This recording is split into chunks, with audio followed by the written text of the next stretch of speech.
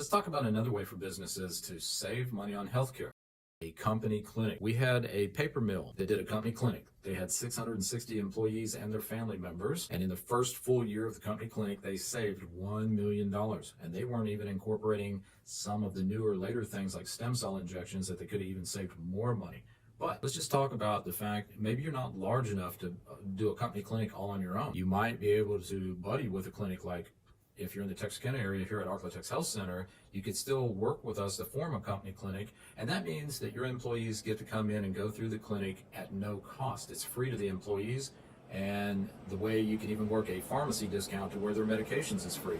But you as the employer get everything at wholesale cost. You're paying much less across the board for doctor visits, x-rays, lab work, and even the pharmaceutical bills you can get at wholesale cost. So overall, even though it's free to the employee, it's much cheaper to you as the employer. It could save you a ton of money.